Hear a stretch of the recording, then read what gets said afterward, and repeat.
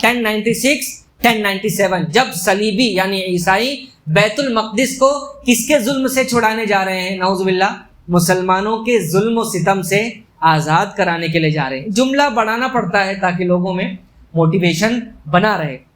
حالانکہ اس زمانے کی طرح اس زمانے میں جو ہے وہ سواریوں کی رفتار اتنی تیز نہیں ہوتی تھی اور نہ ویڈیوز تھے کہ اصل حالات کا پتہ چلے، تو لوگ پروپیگنڈا بہت آسانی سے کر لیتے تھے، کیونکہ بھائی جو خبر آ رہی ہے اس کو ماننا ہی ہے، بادشاہ سلامت نے بولا ہے تو ماننا ہی ہے، کراس ویریفیکیشن کریں تو کیسے کریں۔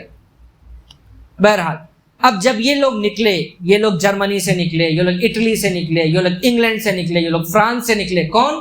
عیسائی لوگ نکلے، کہاں جانے کے لیے؟ بیت المقدس، مسلمانوں کے قبضے سے بیت المقدس کو چھیننے کے لیے۔ اس کو کروسیڈز اور صلیبی جنگیں کہتے ہیں۔ ابھی صلاح الدین ایوبی پیدا نہیں ہوئے ہیں، بہت پہلے کی بات ہے یہ۔ تو راستے میں ان لوگوں نے کیا کیا؟ راستے میں جہاں بھی ان کو یہودی بستیاں ملی، انہوں نے ان یہودی بستیوں میں قتل و غارت کی، عورتوں کی عزت لوٹی، یہاں تک کہ بچوں کو بھی مارا۔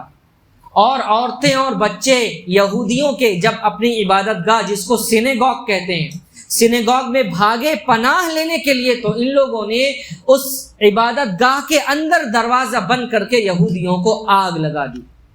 یہ سب کیا ہے عیسائیوں نے، اور ہمیں کہتے ہیں لوگ کہ آپ اینٹی سیمائٹ ہو، کیا ہو؟ یہودیوں کے خلاف تم باتیں کرتے ہو۔ حالانکہ یہ یہودیوں کے خلاف بات کرنے والی یہ جو ٹرم ہے، جس کو شاید آپ لوگوں نے انگلش میں سنا ہو، اینٹی سیمیٹزم اور اینٹی سیمائٹ کہتے ہیں اس کو، یہ اس کی بنیاد ہی عیسائیوں سے آئی ہے، یہ ایجاد ہی عیسائیوں کی ہے، اور یہ سارا کام عیسائیوں نے کیا۔ مسلمانوں نے کبھی بھی یہودیوں پر اور نہ ہی عیسائیوں پر حکومتی طور پر آرڈر اتھارٹی کے ساتھ کبھی قتل عام کیا ہو۔ چھوٹی موٹی جھڑپ کہیں ہو گئی انڈیپینڈنٹ، وہ الگ بات ہے، لیکن جب مسلمان حکومت میں ہے اور خبردار کسی عیسائی اور یہودی پر ظلم ہو گیا ہو اور مسلمان نے مسلمان کا ساتھ دیا۔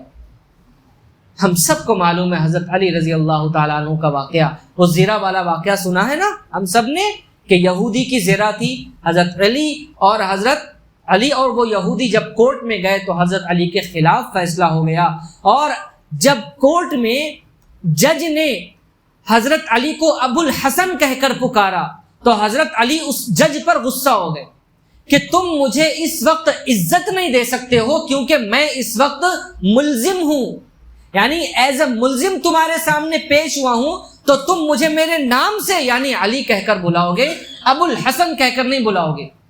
یہ حضرت علی رضی اللہ عنہ نے کہا، اور پھر فیصلہ ہو گیا کس کے حق میں؟